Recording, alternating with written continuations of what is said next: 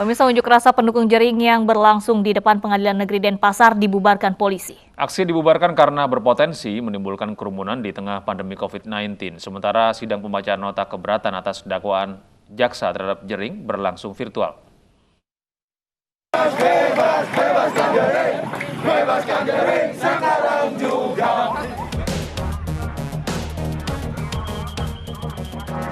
Pendukung drummer band Superman Is Dead, IGD Ari Astina alias Jering menggelar aksi di depan Pengadilan Negeri Denpasar. Massa menuntut agar Jering yang didakwa dalam kasus pencemaran nama baik dibebaskan. Kesehatan Anda, bubar ya.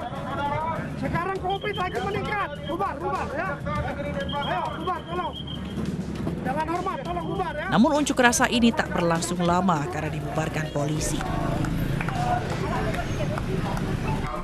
Polisi menilai dukungan terhadap Jering ini menimbulkan kerumunan dan berpotensi menjadi tempat persebaran virus corona. Lebih lanjut, polisi menegaskan unjuk rasa ini tidak memiliki izin.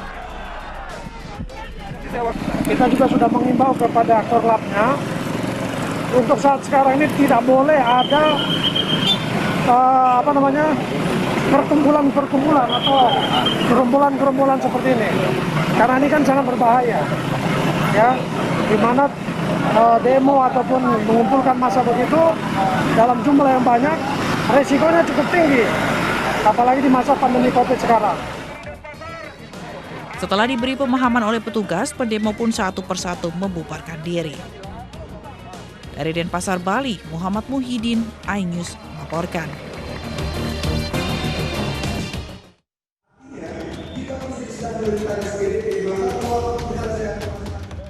Jering terdakwa kasus pencemaran nama baik mengikuti sidang virtual dari Polda Bali tanpa masker. Dalam sidang pada Selasa siang, tim kuasa hukum Jering menolak dakwaan jaksa dengan berbagai alasan. Salah satu hal yang menjadi keberatan kubu Jering adalah tidak ada kesempatan bagi terdakwa untuk berkomunikasi dengan pihak ID. Dan penuntut umum meminta waktu dan diberikan waktu tanggal 2 atau tanggal 1 tadi?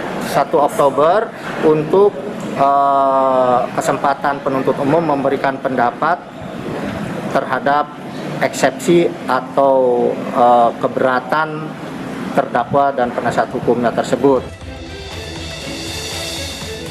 Majelis Hakim memberikan kesempatan kepada jaksa penuntut untuk menanggapinya dalam agenda sidang selanjutnya. Usai mendengarkan tanggapan jaksa, Majelis Hakim akan memberikan putusan selah. Dari Denpasar, Bali, Muhammad Muhyiddin, iNews melaporkan.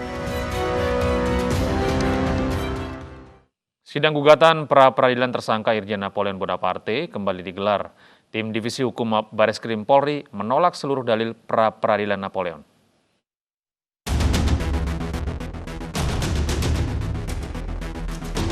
Sidang gugatan pra-peradilan tersangka Irjen Pol Napoleon Bonaparte kembali digelar. Dalam sidang mendengarkan jawaban pihak termohon, tim Divisi Hukum Bareskrim Polri menolak seluruh dalil pra-peradilan Napoleon. Atau setidaknya menyatakan permohonan pra-peradilan tidak dapat diterima. Tim Divisi Hukum Mabes Polri kembali menyampaikan alasan penetapan tersangka pada Napoleon, mulai dari dugaan menerima uang suap senilai $200.000 Amerika Serikat dari Joko Chandra, saksi-saksi, dan bukti surat. Meski begitu, tim kuasa hukum Napoleon meminta Bareskrim membuktikan tudingan uang yang diterima kliennya untuk menghapus red notice Joko Chandra. Saya nggak mau tanggapin kalau narasi cerita, aduh saya nggak mau tanggapin. Duitnya mana gitu? Duitnya mana itu Duitnya aja. mana? Kalau 20.000 kan jelas, katanya ada duit. Yang itu kan 15 miliar, 10 miliar, 7 miliar, 3 miliar. Duitnya mana? Udah, Duitnya saya mana nggak nggak lihat? Duitnya mana nggak lihat? Itu urusannya Tommy sama. Baru dengar juga kita hari ini ya? Itu rundingan Tommy, PU, Joko Chandra, dan itu saya nggak mau tanggapin lah yang itu. Katanya tadi. Itu katanya. Oke? Jangan nuduh. Apalagi? Napoleon berstatus tersangka atas dugaan suap penghapusan red notice Joko Chandra di Interpol. Namun mantan Kadif Hubungan Internasional ini menilai alat bukti yang dipakai Bareskrim Polri tidak sesuai fakta sehingga ia mengajukan pra-peradilan. Dari Jakarta, Gibi Natasha, Indra Purnama, Laksana, Tiara, iNews melaporkan. Bareskrim Polri memeriksa 12 saksi terkait kasus kebakaran gedung utama Kejaksaan Agung. Saksi berasal dari pihak luar dan dalam Kejaksaan Agung. Bareskrim kembali memeriksa sejumlah saksi yang terdiri dari petugas pengamanan, cleaning service, hingga ahli bangunan dari Kementerian Pekerjaan Umum dan Perumahan Rakyat. Bareskrim juga melakukan analisis dan evaluasi pada Selasa siang. Sementara hingga kini polisi masih mendalami dugaan unsur pidana dalam kasus kebakaran ini. Penyidik hari ini juga melakukan pemeriksaan terhadap saksi, ada 12 orang, terdiri dari Kamdal, kemudian cleaning service, PNS, driver, kemudian damkar, dan saksi ahli dari PUPR. Kemudian penyidik tentunya juga melengkapi administrasi terkait dengan pembuatan resume, penyusunan resume, sehingga tadi saya sampaikan untuk percepatan proses penyidikan. Bos Mimiles Kamal Tarachan Merkandani divonis bebas oleh Pengadilan Negeri Surabaya. Semua dakwaan jaksa penuntut umum tidak satu pun terbukti di pengadilan.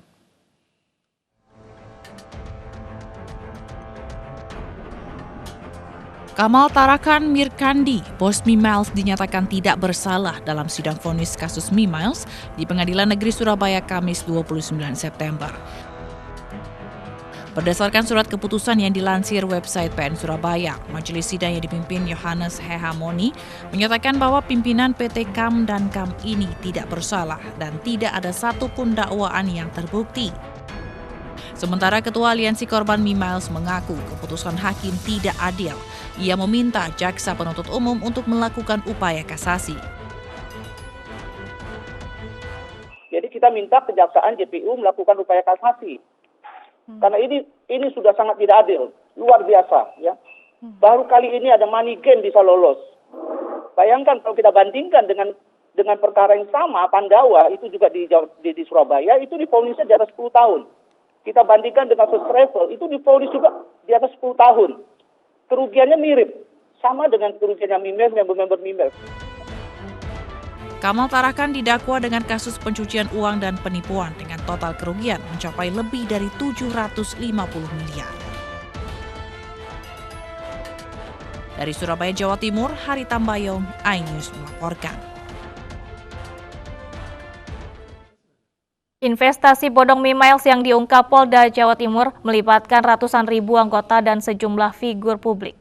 Total omset penipuan diperkirakan sekitar 750 miliar rupiah.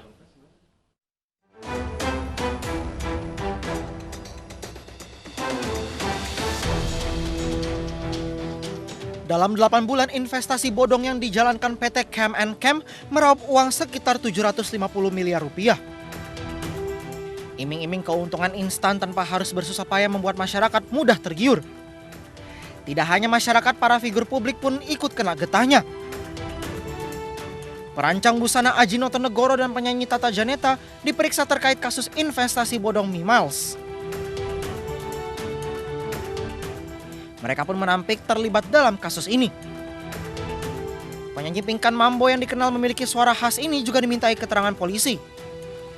Pinkan Mambo dicecar 30 pertanyaan terkait keterlibatan dirinya di Mimiles. Sebelumnya penyanyi Eka Deli juga diperiksa selama 11 jam dengan 59 pertanyaan terkait investasi Mimiles. Eka diketahui bertugas sebagai koordinator artis. Penyanyi Marcelo Tahito atau Elo mengakui pernah menjadi member Mimiles dan melakukan top up dalam aplikasi itu. Elo bahkan mengembalikan hadiah mobil mewah yang didapatnya dari Mimiles. Masih ada deretan artis yang terjerumus dalam kasus investasi bodong Mimiles. Mulai dari Judika, Regina, Mulan Jamila, hingga Ustadz Guntur Bumi. Tim Liputan iNews melaporkan. Pesta di kolam di saat pandemi di salah satu taman air di Kota Medan, Sumatera Utara viral di media sosial. Informasi lengkapnya akan hadir usai jeda.